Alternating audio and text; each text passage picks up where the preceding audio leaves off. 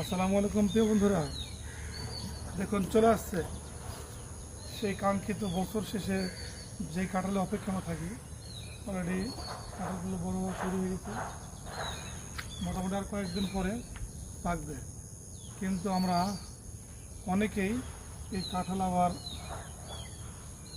সবজি তরকারি হিসেবে খাই, মানে কাঁচা কাঁঠালটাকে কেটে টুকরো করে ওটাকে রান্না করে অনেক খাই।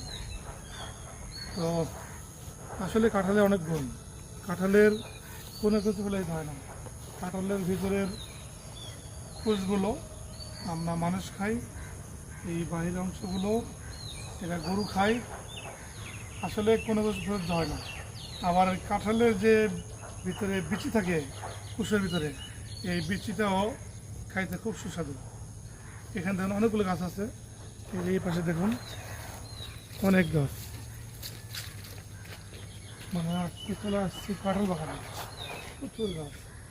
তো এই এলাকার মানুষ অনেক ভালো, তাই কারো গাছে কেউ হাত দেয় না। তাছাড়া যদি অন্য এলাকার মতো হতো, দেখা যেত এগুলি কেটে কেটে ছোটো থাকতেই রান্না করে খেত। তো আসলে ছোট ফলকে কোনোভাবে সেটা ঠিক না। এই কাঁঠালগুলি বড় হলে সবাই খেতে পারবে। আল্লাহ তাআলার দেওয়া বিশেষ দান। এই কাঁঠালের প্রচুর পুষ্টি, অনেক ক্যালোরি ভরা করে। একজন দুর্বল ব্যক্তি যদি কয়েকদিন কাঁঠাল লাগাতার খায়, দেখবেন যে পুরো সুস্থ।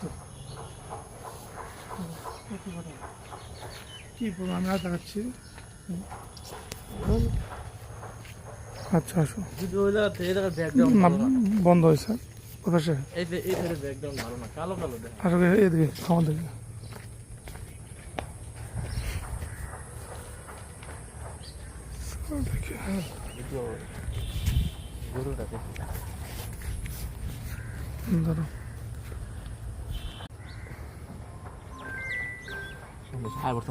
এই যে দেখুন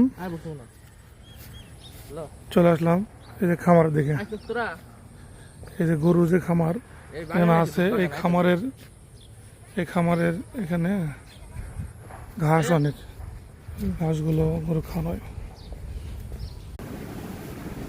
এই যে দেখুন বন্ধুরা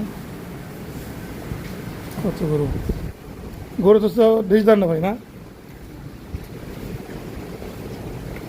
বেশি মানে দুধ দেওয়া গরু না। ও